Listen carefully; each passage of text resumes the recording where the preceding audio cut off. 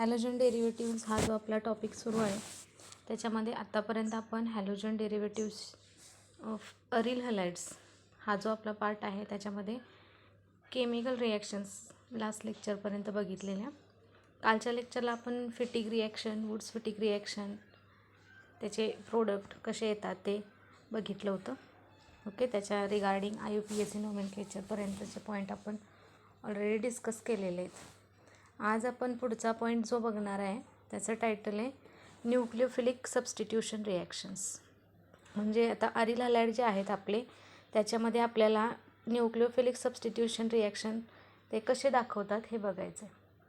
आता आपल्याला माहिती आहे की ॲरोमॅटिक हायड्रोकार्बन जर कन्सिडर केले तर बेन्झिनला जर आपण बघितलं तर बेन्झिनमध्ये alternately single double bonded character येतं आणि इलेक्ट्रॉनची डेन्सिटी इथं भरपूर बघायला मिळते. म्हणजे ओव्हरऑल इलेक्ट्रॉनचा क्लाउड इथं मॅक्झिमम असल्यामुळं न्यूक्लियोफिलिक सबस्टिट्यूशन रिॲक्शन ज्या आहेत ॲरोमॅटिक हायड्रोकार्बनमध्ये किंवा अरिल हॅलाइडमध्ये ह्या थोड्याशा लो रिॲक्टिव्हिटी त्याची असलेली बघायला मिळते. म्हणजे इझिली न्यूक्लियोफिलिक सबस्टिट्यूशन रिॲक्शन आपल्याला अरिल हॅलाइड्समध्ये बघता येत नाहीत.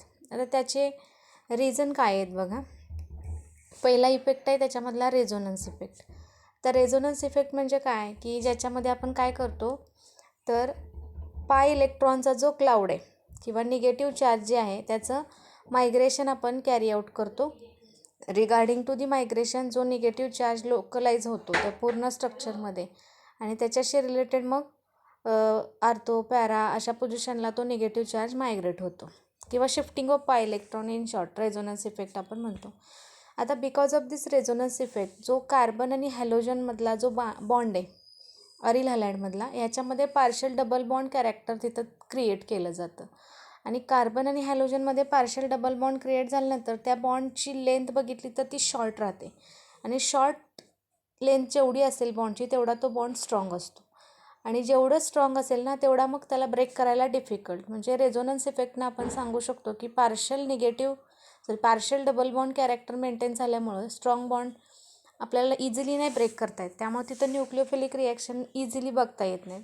तर इथं दाखवलेलं आहे रेझोनेटिंग स्ट्रक्चर जर कन्सिडर केले हे अरिल हॅलाइड घेतले हॅलोजनशी रिलेटेड असणारी त्याची इलेक्ट्रॉनची पेअर मायग्रेट केली तर ही पेअर इथं आल्यानंतर एक्झॅक्टली ह्या पोझिशनला काय झालं आहे डबल बॉन्डचं फॉर्मेशन आणि इथले पाय इलेक्ट्रॉन शिफ्ट झालेत निगेटिव्ह चार्ज. पुढं फक्त काय केले तो निगेटिव्ह चार्ज शिफ्ट केला आहे तर इथं पॅरा पोझिशनला तो आला. नेक्स्ट स्ट्रक्चरमध्ये पॅरा पोझिशनला इथं आर्थो पोझिशनला आला अगेन आर्थो पोझिशनला. म्हणजे असं जर आपण कन्सिडर केलं तर इथं हा जो डबल बॉन्ड फॉर्म झाला आहे कार्बन आणि एक्समधला हे डबल बॉन्डेड कॅरेक्टर आहे. ह्याची बॉन्डची लेंथ कशी आहे शॉर्ट आहे. शॉर्ट असल्यामुळं तो बॉन्ड इझिली आपल्याला काय करता येत नाही ब्रेक करता येत नाही. त्यामुळं इथं सबस्टिट्यूशन रिॲक्शन एवढ्या इझिली पॉसिबल नाहीत. Same way double bonded character form जेव्हा होतं तेव्हा तिथला कार्बन sp2 हायब्रिडाइज राहतो. ओके, आणि मग sp2 हायब्रिडाइज असल्यामुळे डबल बॉन्डेड कॅरेक्टर ब्रेक करणे इझी नाही आहे. बॅकसाईड अटॅक जो असतो ह्या अशा टाईपच्या सिस्टीममध्ये बेन्झिनशी रिलेटेड रिंगची जर स्टॅबिलिटी जर कन्सिडर केली तर SN2 मेकॅनिझमशी रिलेटेड पण तिथं इफेक्ट बघायला मिळतात. समजते. आता फिनिल कॅटायन जो इथं प्रोड्यूस होतो सेल्फ आयोनायझेशनशी रिलेटेड हॅलो आरिन्समध्ये तर तो स्टॅबिलाइज केला जात नाही रेझोनन्सनं आणि मग SN1 मेकॅनिझमची पॉसिबिलिटी तिथं रूल आऊट केली जाते. अशा फॉर्ममध्ये ह्याचे रिझन्स आहेत ज्यामुळं न्यूक्लियोफिलिक सबस्टिट्यूशन इथं एवढ्या इझिली आपल्याला बघायला मिळत नाही. तरी पण काही कंडिशन ड्रास्टिक कंडिशन जर अप्लाय केल्या तर अरिल हॅलाइड जे आहेत ते न्यूक्लियोफिलिक सबस्टिट्यूशन रिॲक्शन दाखवतात. आता ड्रास्टिक कंडिशन कुठल्या तर समजा हाय टेम्परेचर आपण मेंटेन करू शकतो, प्रेशर, कॅटलिस्ट अशा कंडिशन जर अप्लाय केल्या तर अरिल हॅलाइडमधला जो कार्बन आणि हॅलोजनमधला बॉन्ड आहे तो ब्रेक करून तिथं न्यूक्लियोफाईल आपल्याला सबस्टिट्यूट करता येतो. मग सबस्टिट्यूशन होत असताना आर्थो आणि पॅरा पोझिशनला सबस्टिट्यूशन होणार कारण रेझोनन्स स्टॅबिलिटीची स्ट्रक्चर जर कन्सिडर केली तर एकतर आर्थो किंवा एकतर पॅरा पोझिशनला निगेटिव्ह चार्ज तुमचा स्टेबल राहतो. त्यामुळं न्यूक्लियोफिलिक सबस्टिट्यूशन रिॲक्शन जेव्हा होतील तेव्हा ह्या रिॲक्शनमध्ये प्रोडक्ट मिळताना आर्थो आणि पॅरा सबस्टिट्यूटेड प्रोडक्ट मिळणार. ठीक आहे, वन एक्झाम्पल समजा क्लोरोबेन्झिन घेतलं आणि जर त्याला NaOH बरोबर रिॲक्ट केलं. टेम्परेचरची प्रेशरची कंडिशन इथं दिलेली आहे बघा. 623 kelvin temperature 300 atmospheric pressure condition consider केली तर क्लोरोबेन्झिनचं कन्वर्जन तुम्हाला फिनॉलमध्ये करता येईल. म्हणजे हा Na+ आणि OH- जो आहे, हा OH- इथं सबस्टिट्यूट होईल आणि हा Cl आणि Na कंबाईन होऊन बाय प्रोडक्टमध्ये सोडियम क्लोराईड जाईल. मेन प्रोडक्ट तुम्हाला इथनं फिनॉल मिळणार. मग हे कधी पॉसिबल आहे? एवढे इझिली ही रिॲक्शन नाही झाली तर इथं आपण कंडिशन बघू शकतो. प्रेशर टेम्परेचरच्या कंडिशन, हायड्रोनियम आयनच्या प्रेझेन्समध्ये रिॲक्शन ही कॅरी आऊट केलेली आहे. मग अशा पॉसिबल कंडिशन अप्लाय केल्या तर इथं ओव्हरऑल आपल्याला substitution reaction, nucleophilic substitution reaction बघायला मिळतील. समजा इलेक्ट्रॉन विड्रॉईंग ग्रुप जर प्रेझेंट असतील आर्थो आणि पॅरा पोझिशनशी रिलेटेड हॅलो अरेन्समध्ये, तर त्याच्यामुळं काय केलं जातं, रिॲक्टिव्हिटी जी हॅलो अरेनची आहे ना ती इन्क्रीज होते towards the nucleophilic substitution reaction. मग इलेक्ट्रॉन विड्रॉईंग ग्रुप कुठले, डोनेटिंग ग्रुप कुठले हे तुम्हाला माहिती असायला पाहिजे. तर आपल्याला बऱ्यापैकी माहिती आहे नायट्रो ग्रुपचं NO2 घ्या किंवा COOH घ्या किंवा COOR घ्या, म्हणजे ॲसिड, इस्टर अशा फॉर्ममध्ये जे ग्रुप आहेत ना ते इलेक्ट्रॉन विड्रॉ करणारे ग्रुप आहेत. म्हणजे विड्रॉचा अर्थ त्या ॲरोमॅटिक सिस्टीममधनं ते इलेक्ट्रॉन स्वतःला काढून घेतात. विड्रॉ आणि डोनेटिंग ग्रुप कुठले, तर जनरली जे हॅलोजन आहेत सगळे, जे X किंवा OH, ओके, OR, हे सगळे ग्रुप जे आहेत हे कसले डोनेट करणारे ग्रुप आहेत. समजते? मग अशा फॉर्ममध्ये समजा इथं कंडिशन काय दिली, विड्रॉईंग ग्रुप असतील जर ॲरोमॅटिक सिस्टीममध्ये तर एक न्यूक्लिओफिलिक सबस्टिट्यूशन रिॲक्शन इझिली होऊ शकतात. आणि मग तिथं इलेक्ट्रॉनचा नंबर जो आहे विड्रॉईंग ग्रुपशी रिलेटेड आर्थो पॅरा पोझिशनला राहतो आणि मग त्याच पद्धतीनं प्रोडक्ट तिथं मिळणार. तर एक्झाम्पल बघा, पॅरा नायट्रो क्लोरोबेन्झिन हा कंपाऊंड दिला आहे. ओके, पॅरेंट याचा क्लोरोबेन्झिन आहे, म्हणजे ओव्हरऑल बेन्झिन रिंगला Cl अटॅच आहे. समजा इथं NO2 जोडला म्हणजे 1, 2, 3 आणि 4. 1,4 पोझिशनला आपण पॅरा पोझिशन म्हणतो आणि पॅरा पोझिशनला ग्रुप कुठला आहे, नायट्रो. त्यामुळे ह्याचं नाव आहे पॅरा नायट्रो क्लोरोबेन्झिन. ह्याचं जर कन्वर्जन करायचं असेल किंवा समजा ह्याला अंडर ड्रास्टिक कंडिशन, मग टेम्परेचरशी रिलेटेड 433 केल्विनच्या टेम्परेचरच्या प्रेझेन्समध्ये जर ह्याला NaOH बरोबर आपण रिॲक्ट केला तर ओव्हरऑल ह्याचं कन्वर्जन हे पॅरानायट्रोफिनॉलमध्ये होतं. म्हणजे हा जो इथला Cl आहे Na बरोबर कंबाईन होऊन -NaCl जाईल आणि ह्या OH- न्यूक्लिओफाईल काय येणार, इथं येणार. न्यूक्लिओफिलिक सबस्टिट्यूशन रिॲक्शन आपण बघतोय हे विसरू नका. OH- हा न्यूक्लिओफाईल आहे, त्याचा अटॅक कुठं होणार, ओव्हरऑल त्या पोझिशनला येणार आणि पॅरानायट्रोफिनॉल हा प्रोडक्ट तुम्हाला मिळेल. सेम वे समजा 2,4 डायनायट्रोक्लोरोबेन्झिन हा प्रोडक्ट घेतला आपण किंवा हा रिॲक्टंट घेतला 2,4 डायनायट्रोक्लोरोबेन्झिन. क्लोरोबेन्झिन हा पॅरेंट आहे, तिथून 1, 2, 3 आणि 4 म्हणजे 2 नंबरला आणि 4 नंबरला 2 वेळेला नायट्रो आहे, त्यामुळे डायनायट्रो. पॅरेंट ह्याचा क्लोरोबेन्झिन 2 आणि 4 ह्या पोझिशन आल्या. सेम वे ह्याचंसुद्धा ॲक्वेस सोडियम कार्बोनेट म्हणजे हा बेस आहे, ह्याच्या प्रेझेन्समध्ये ही रिॲक्शन जर कॅरी आऊट केली टेम्परेचरच्या कंडिशन मेंटेन ठेवून तर ओव्हरऑल ह्याचं कन्वर्जनसुद्धा ओके 2,4 डायनायट्रोफिनॉलमध्ये झालेलं बघायला मिळेल. H+ आयनच्या प्रेझेन्समध्ये ही रिॲक्शन आहे आणि इथला हा Cl जो आहे तो Na बरोबर कंबाईन होऊन -NaClच्या फॉर्ममध्ये जाईल आणि OH- आयन जे आहेत कार्बोनेट ग्रुपशी रिलेटेड तर सबस्टिट्यूट झालेले बघायला मिळतील. तर अशा फॉर्ममध्ये pressure temperature condition, electron विड्रॉईंग group आहे का डोनेटिंग ग्रुप आहे ह्याच्यावरती पण न्यूक्लिओफिलिक सबस्टिट्यूशन रिॲक्शन डिपेंड राहतात. आता 2,4,6 ट्रायनायट्रोक्लोरोबेन्झिन. ओके, आता हा कंपाऊंड आपल्याला 2,4,6 ट्रायनायट्रोफिनॉलमध्ये कन्वर्ट करता येतो. आता ही रिॲक्शन जी आहे ह्याच्यासाठी सुद्धा पर्टिक्युलर कंडिशन मेंटेन ठेवलेले आहेत आणि हा या Clचं सबस्टिट्यूशन OHनं करता येतं. आणि हा जो कंपाऊंड मिळाला आहे पिक्रिक ॲसिड, ह्याचं दुसरं नाव दिले 2,4,6 ट्रायनायट्रोफिनॉल, याला पिक्रिक ॲसिड म्हटलं जातं. आता ह्या स्ट्रक्चरमध्ये कुठंही आपल्याला कार्बोक्झायलिक ग्रुप दिसतोय का, कार्बोक्झायलिक ग्रुप आपण असा डिनोट करतो COOH. इथं कुठंही तो दिसत नाही आहे, पण तरीसुद्धा ह्या कंपाऊंडचं नाव काय आहे बघा, ॲसिड असं म्हटलं आहे. त्याचं रिझन काय आहे, पिक्रिक ॲसिड का म्हटलं आहे, तर आपल्याला माहिती आहे हा NO2 ग्रुप जो आहे हा इलेक्ट्रॉन विड्रॉईंग ग्रुप आहे. हा कसला ग्रुप आहे, इलेक्ट्रॉन विड्रॉ करणारा ग्रुप आहे. ही तुमची मधली सगळी सिस्टीम ॲरोमॅटिक आहे, म्हणजे अल्टरनेटली इथं सिंगल डबल बॉन्डचं कॅरेक्टर बघायला मिळतं. इलेक्ट्रॉन विड्रॉ करणारे ग्रुप जेवढे जास्त असतील त्या स्ट्रक्चरमध्ये तेवढा तो कंपाऊंड जास्त कसा असतो, ॲसिडिक प्रॉपर्टी दाखवणारा असतो. समजते ना. तर फिनॉल जर कन्सिडर केलं फिनॉल तर हे वीक ॲसिड आहे, आणि ह्या ऑलरेडी हे वीक ॲसिड आहे आणि ह्या वीक ॲसिडमध्ये 3 वेळेला NO2 ग्रुप सबस्टिट्यूट आहे, ज्याचं नेचर हे इलेक्ट्रॉन काढून घेणार आहे.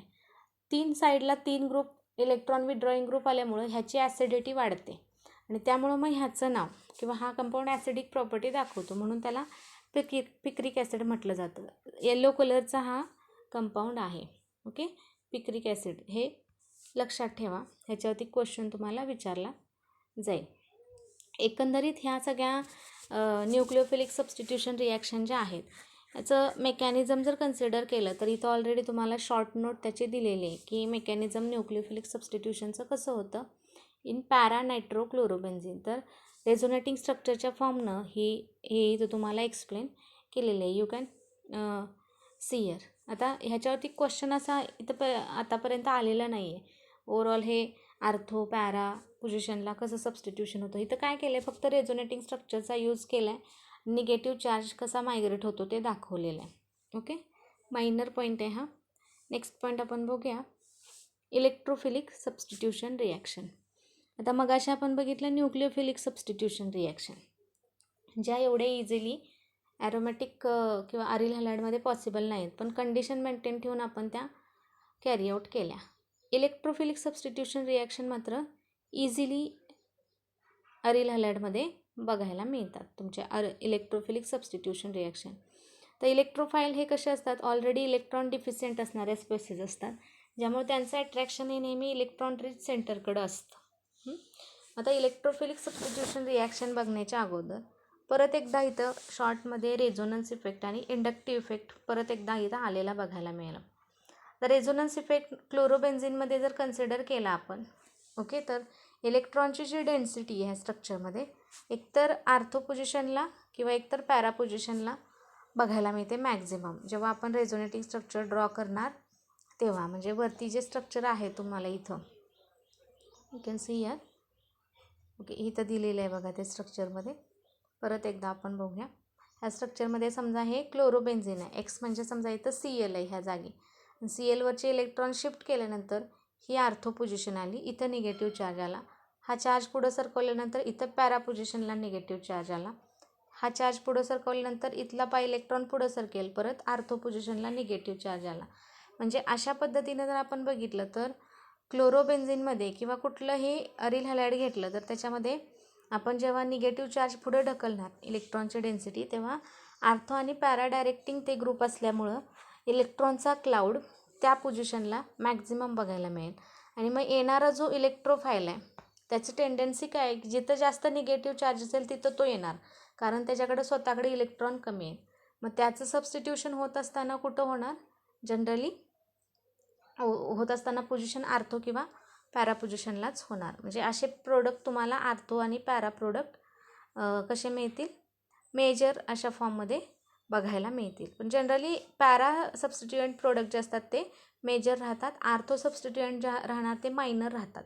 आता तिथं स्टेरिक इफेक्ट हा क्रिएट केला जातो, कारण क्लोरोबेन्झिन जर कन्सिडर केलं तर ही 1 नंबरची पोझिशन, त्याला लगेच जोडून 2, लगेच इथं ग्रुप सबस्टिट्यूट झाला तर हेवी ग्रुप जवळ येऊ शकतात. आणि हेवी ग्रुप जवळ आल्यामुळं तिथं स्टेरिक इफेक्ट क्रिएट होऊन स्ट्रक्चरमध्ये डिस्टर्बन्स येतो. त्यामुळं ते अवॉइड करायला मॅक्झिमम पॅरा सबस्टिट्युटेड प्रोडक्ट हे मेजर प्रोडक्ट असे कन्सिडर केले जातात. नेक्स्ट वन आहे याच्यामधला इंडक्टिव्ह इफेक्ट. तर इंडक्टिव्ह इफेक्ट जर बघितला अरिल हॅलाइडमध्ये तर हॅलोजन ॲटम जो आहे हा स्ट्रॉंगली इलेक्ट्रोनिगेटिव्ह आहे आणि इलेक्ट्रॉनची डेन्सिटी तो स्वतःकडं अट्रॅक्ट करून घेऊ शकतो. आणि कार्बन ॲटम त्याच्यामुळं डिॲक्टिवेट होऊन रिंगशी रिलेटेड इलेक्ट्रोफिलिक सबस्टिट्यूशन स्लोली झालेलं आपल्याला बघायला मिळेल. अशा फॉर्ममध्ये हे 2 इफेक्ट जे आहेत ते इलेक्ट्रोफिलिक सबस्टिट्यूशन रिॲक्शनमध्ये त्यांचा रोल प्ले करत असतात. क्लिअर. मग आता ह्याला कन्सिडर करूनच 1-2-3 रिॲक्शन आहेत त्या आपण बघूया. पहिली रिॲक्शन आहे बघा त्याच्यामधली हॅलोजिनेशन. हॅलोजिनेशन म्हणजे काय करायचं आहे आपल्याला, आता अरिल हॅलाइडमध्ये हॅलोजनला सबस्टिट्यूट करायचं आहे किंवा introduction of halogen in a benzene ring is known as a halogenation, or we can say replacement असं म्हणू शकतो आपण. हायड्रोजन बेन्झिन रिंगमधले असणाऱ्या हायड्रोजनची रिप्लेसमेंट हॅलोजननं करायची म्हणजे त्याचं हॅलोजिनेशन. आता बघा इथं क्लोरोबेन्झिन घेतले आणि जर त्याला क्लोरीन बरोबर रिॲक्ट केलं in presence of a Lewis catalyst anhydrous ferric chloride FeCl3च्या प्रेझेन्समध्ये ह्या तुमच्या क्लोरोबेन्झिनला Cl2 बरोबर रिॲक्ट केलं तर ह्याच्यामधनं मिक्सचर मिळतं. कुठलं मिक्सचर मिळणार? एकतर आर्थो आणि पॅरा डायरेक्टिंग, कारण आपल्याला माहिती आहे Cl वरचं चार्ज आपण त्याच्या लोन पेअर आहे तिथं ओव्हरऑल येणारे ह्या Cl वरती येणाऱ्या पेअर ते शिफ्ट केले आपण तर आर्थो आणि पॅरा पोझिशनला निगेटिव्ह चार्ज स्टेबल झालेला बघायला मिळतो. त्यामुळे ह्या रिॲक्शनमधनं मिळताना तुम्हाला आर्थो डायक्लोरोबेन्झिन म्हणजे ही 1-2 पोझिशन झाली. 1-2 म्हणजे आर्थो पोझिशन. डायक्लोरो का म्हटलं? कारण 2 वेळेला क्लोरीन इथं सबस्टिट्यूट आहे. त्यामुळे हा मायनर प्रोडक्ट मिळाला. मायनर का? तर इथं स्टेरिक इफेक्ट येऊ शकतो आणि त्यामुळे हे स्ट्रक्चर स्टेरिक इफेक्टमुळे डिस्टर्बन्स येतात. त्यामुळे हा मायनर राहतो. आणि दुसरी पॉसिबिलिटी काय आहे? 1-4 पोझिशन.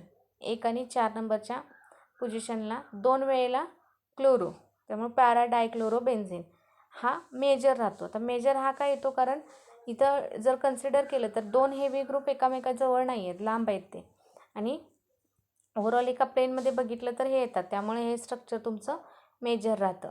समजते? हे झालं halogenation regarding to the aryl halide जे इलेक्ट्रोफिलिक सबस्टिट्यूशनमध्ये येतं. हा इलेक्ट्रोफाईल आहे तुमचा Cl2. इलेक्ट्रोफाईल ह्या FeCl3च्या हेल्पनं ह्याला इलेक्ट्रोफाईलमध्ये कन्वर्ट केलं जातं which carries a positive charge. Same त्या पद्धतीनं पुढची रिॲक्शन आहे तुमची नायट्रेशनची. तर नायट्रो ग्रुप जर आपण अरिल हॅलाइडमध्ये इंट्रोड्यूस केला तर त्याला नायट्रेशन म्हणायचं. अरिल हॅलाइडमधला हायड्रोजन जर नायट्रो ग्रुपनं आपण रिप्लेस केला तर त्याला नायट्रेशन असं कन्सिडर केलं जातं. ओके. तर बघा आता इथं इंट्रोडक्शन आपण नायट्रो ग्रुपचं जेव्हा रिंगमध्ये करणार तेव्हा घेत असताना स्टार्टिंग मटेरियलसुद्धा क्लोरोबेन्झिनच घेतले. आणि काय केले? क्लोरोबेन्झिनला हीट करताना नायट्रेटिंग मिक्सचरबरोबर हीट केले. तर नायट्रेटिंग मिक्सचर म्हणजे काय असतं? हे कॉम्बिनेशन असतं कॉन्सन्ट्रेटेड नायट्रिक ॲसिड आणि कॉन्सन्ट्रेटेड सल्फ्युरिक ॲसिड. HNO3 आणि H2SO4 यांचं कॉम्बिनेशन राहतं. म्हणजे 1:3 प्रपोर्शनमध्ये हे मिक्सचर घेतलं जातं. समजते ना? म्हणजे 1 ml जर HNO3 घेतलं तर 3 ml H2SO4 हे प्रपोर्शन राहतं आणि त्या प्रपोर्शनमध्ये हे 2 ॲसिड एकत्र केले जातात आणि जे मिक्सचर तयार होतं त्याला म्हटलं जातं नायट्रेटिंग मिक्सचर. आणि हे जनरली नायट्रेशनच्या रिॲक्शनला वापरलं जातं. नायट्रेशन म्हणजे काय? तर replacement of hydrogen by nitro group. NO2 group आपण हायड्रोजनच्या जागी तिथं सबस्टिट्यूट करायचा. मग घेतलं आहे काय बघा? स्टार्टिंग मटेरियल घेत असताना ओव्हरऑल इथं क्लोरोबेन्झिन घेतले. क्लोरोबेन्झिनमध्ये हा आर्थो पोझिशनचा हायड्रोजन, हा पॅरा पोझिशनचा हायड्रोजन आणि नायट्रिक ॲसिड बरोबर HNO3 हा स्प्लिट करून घेतला.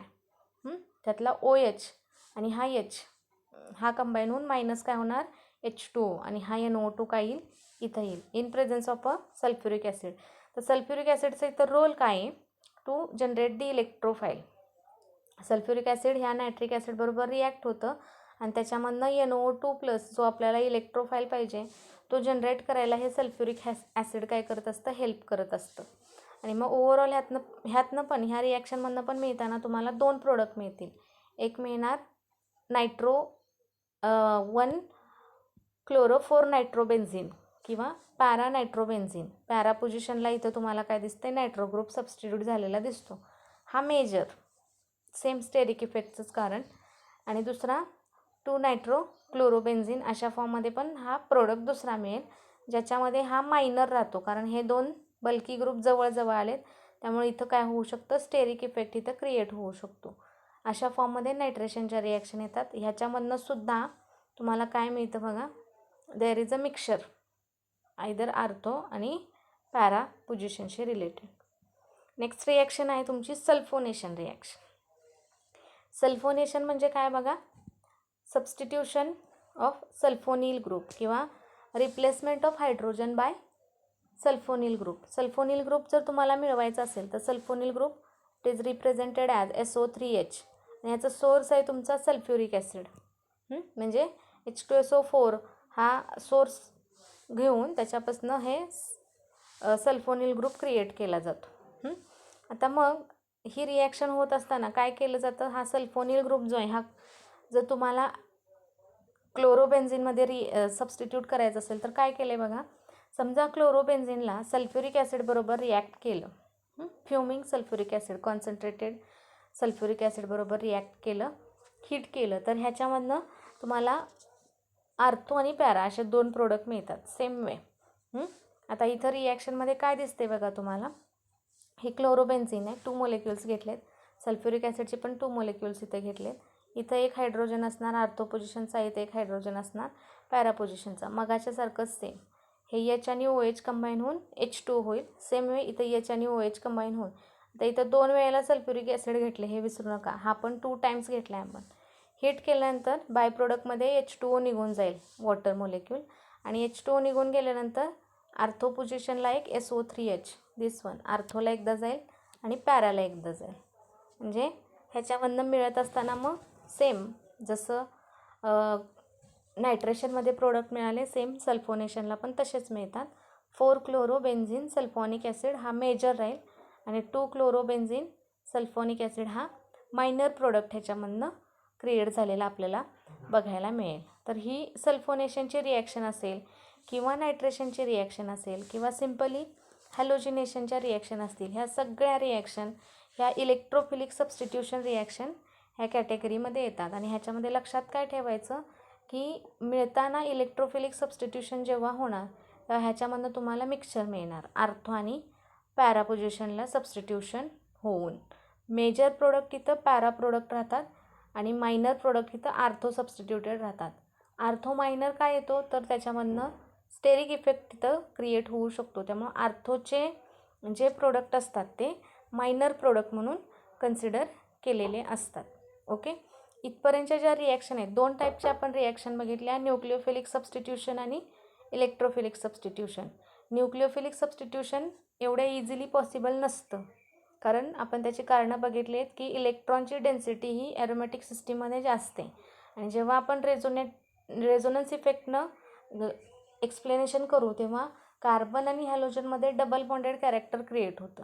डबल बॉन्ड कसं आहे, शॉर्ट लेंथला असल्यामुळं त्याची स्ट्रेंथ जास्त असते, स्ट्रॉंग असतो, आणि तो ब्रेक करणं एवढं पॉसिबल नाही आहे इझिली. त्यामुळं न्यूक्लिओफिलिक सबस्टिट्यूशन रिॲक्शन एवढ्या इझिली अरिल हॅलाइडमध्ये होत नाहीत. ड्रास्टिक कंडिशन जर आपण अप्लाय केल्या, टेम्परेचर असेल, प्रेशर असेल किंवा एखादा कॅटलिस्ट असेल, तर मात्र त्या पॉसिबल असतात. ओके, हा एवढा पार्ट सगळ्यांनी व्यवस्थित लक्षात ठेवायचा आहे. नेक्स्ट लेक्चरला मग अजून पुढच्या 1-2 रिॲक्शन आणि लास्ट पॉईंट आपला टॉपिकचा मग उद्या येतो आहे. डिअर स्टुडंट्स, इथपर्यंतचा पार्ट सगळ्यांनी व्यवस्थित केअरफुली स्टडी करा. थँक्यू.